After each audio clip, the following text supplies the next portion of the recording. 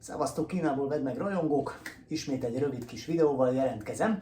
Sokan kerestek álló porszívót, és úgy gondolom, hogy ez majd nekünk jó lesz. A porszívó az Ultenik nevet kapta, és a G-Shoppertól kaptuk tesztelésre, amit mi most jó ki is próbálunk itt. Mint látjátok, ismét én főztem, úgyhogy ilyen lett a plac. Mit fog nekünk mutatni, azon nyomban kiderül.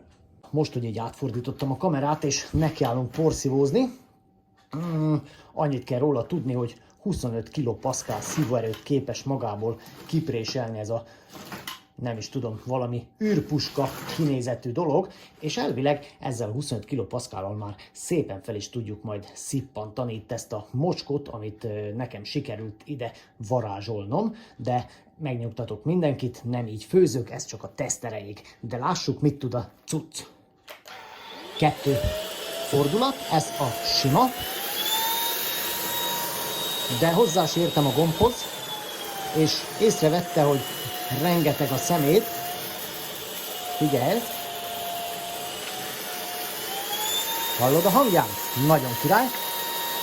És így van, elvileg kétszer meg kell nyomni a gombot, hogy a második fokozatot is eszközöljük.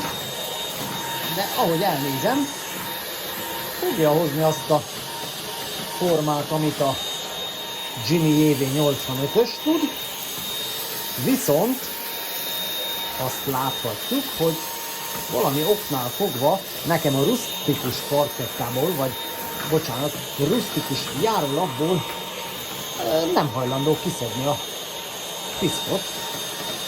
Tessék felszedni. De mivel most már ez a rusztikus holmi nem is divatos, ezáltal akár jó is lehet. Figyelj, megpróbálok egy trükköt, mert ennek tényleg össze-vissza forog ám mindene. Nagyon vadállat.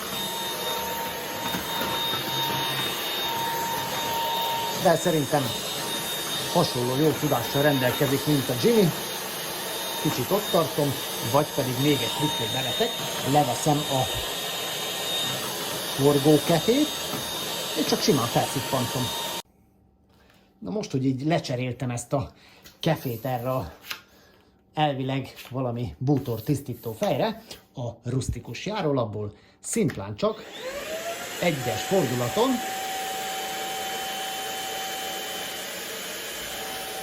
lazán kiszippantottam itt a